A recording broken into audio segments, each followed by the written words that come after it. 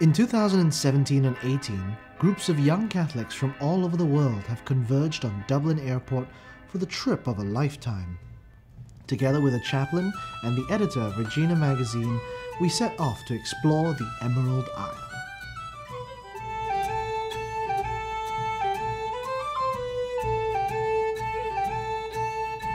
We began at the Cistercians' first and most important abbey in Ireland. After the dissolution of the monasteries by King Henry VIII, Mellifont Abbey was demolished and sold. Its stones were then used to build a Tudor manor house for a nobleman who had supported the crown.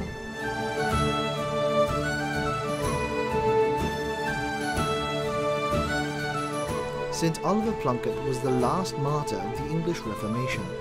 On July 1st, 1681, Archbishop Plunkett was hanged, drawn and quartered at Tyburn, age 55. His head and relics are venerated in this church.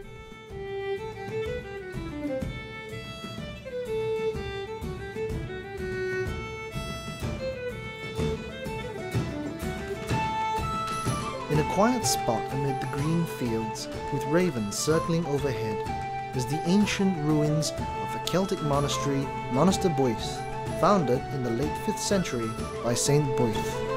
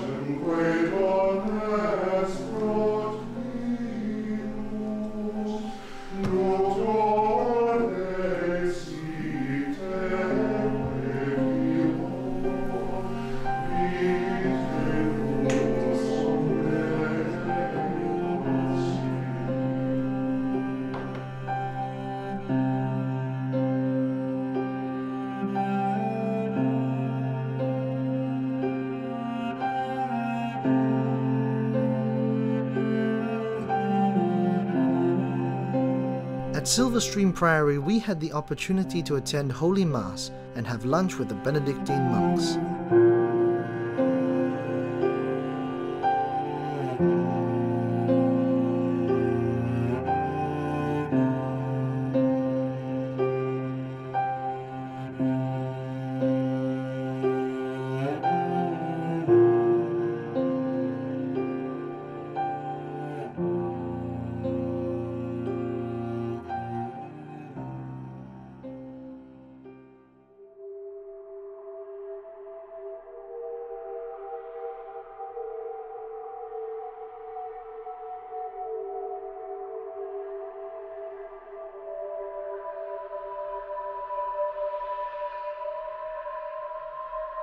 Mass was once again heard in the ancient ruins of Murrisk Abbey. After Mass each time, we climbed up to the misty peaks of St. Patrick's Mountain.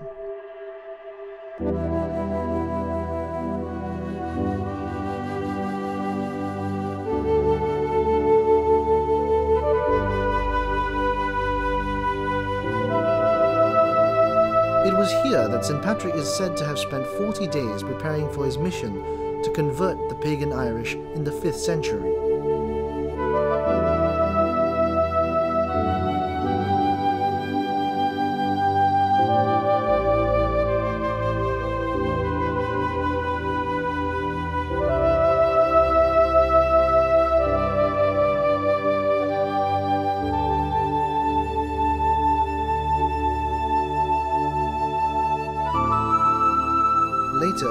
visited the Coffin Ship Memorial, where we prayed a rosary for the millions who starved and died and were driven from their homes during the Great Famine. This was a terrible loss in Ireland, one from which its population and people have never truly recovered.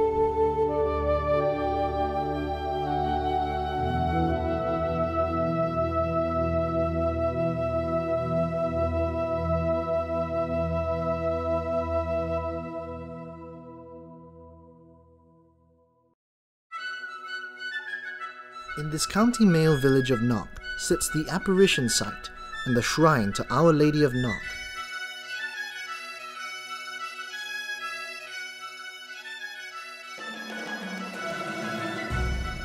She appeared in 1897 alongside St. Joseph, St. John the Evangelist, and an apparition of the Lord himself, the Lamb of God.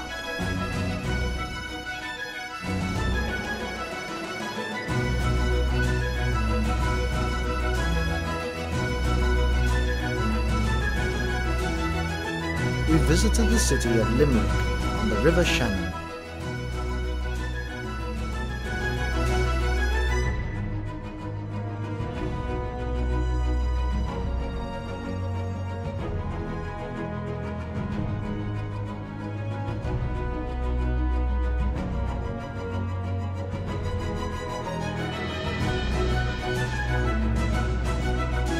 There, the young priests of the Institute of Christ the King have been restoring an abandoned Jesuit church.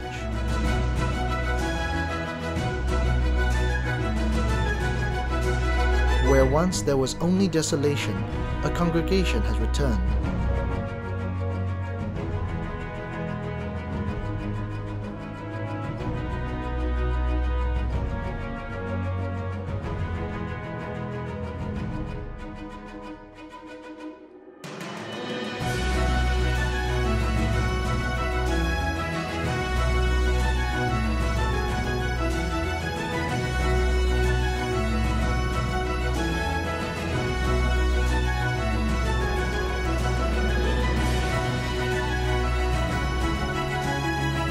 After Mass, we were given a warm welcome and an insider's tour of the church.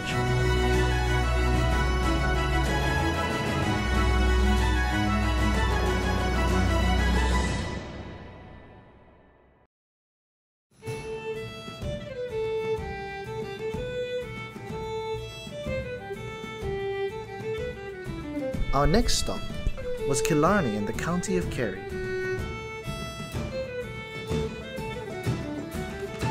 Where we continued on our journey with some prayer walks, mass, and a couple of rounds of drinks.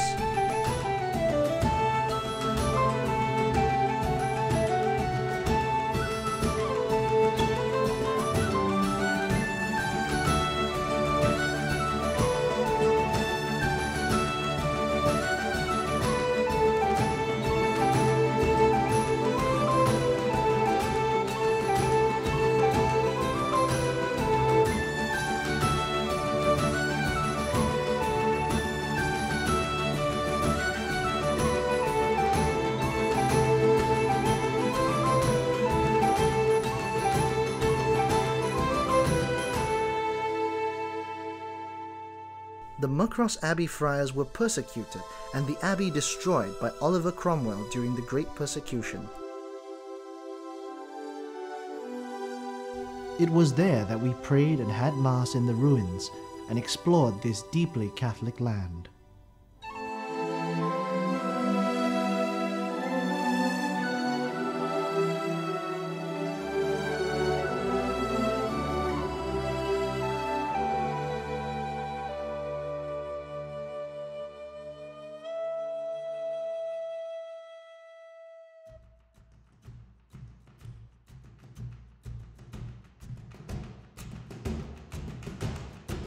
On the journey around the Ring of Kerry, we dropped by the woolen mills run by the Iati family, who welcomed us warmly to their traditional workshop, where they showed us how Irish wool is spun, dyed and woven, as it has been done for centuries.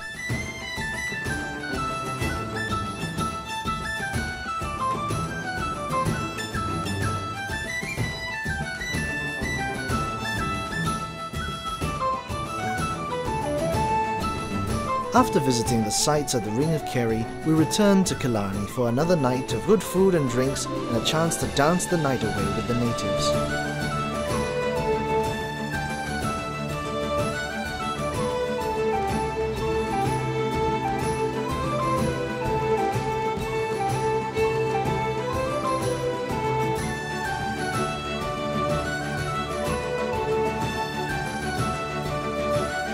Dancing with the Irish requires a lot of stamina, but don't take my word for it, it's something that has to truly be experienced.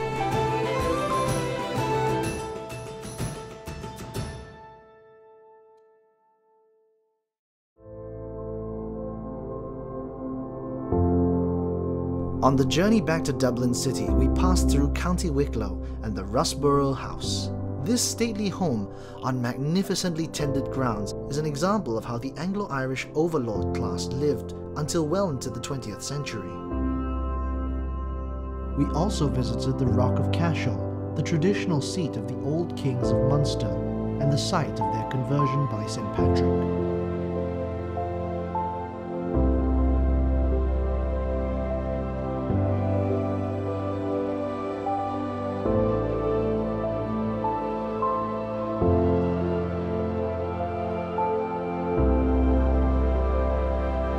And to round off our trip in Dublin, we dropped by the iconic Trinity College.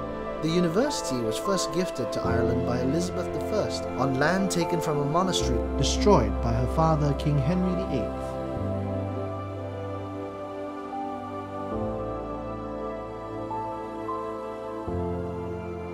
For more than 200 years, Catholics were forbidden from attending the university, which boasts one of the most beautiful libraries in the world, the famous Book of Kells, and the harp of Brian Boru.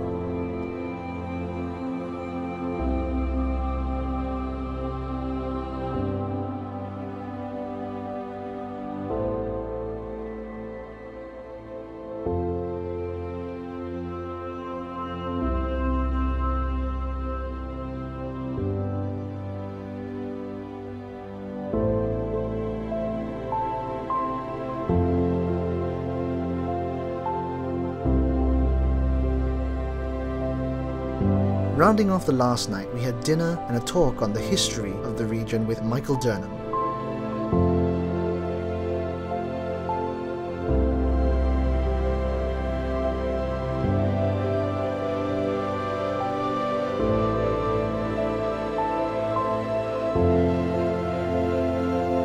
And lastly, in the quiet hours of the morning, we travelled to St. Kevin's near the heart of Dublin for our final Mass.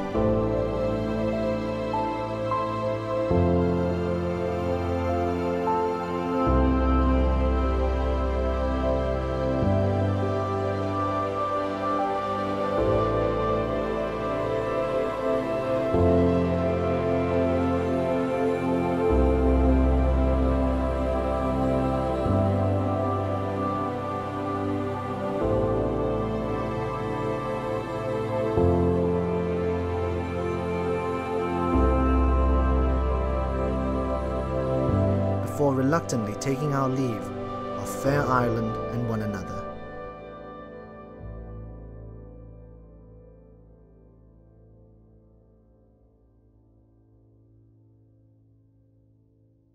This year, Regina Magazine will be going to Ireland and on several other trips across the Catholic world. To find out more and sign up, visit the website at reginamagazine.com under trips for more details.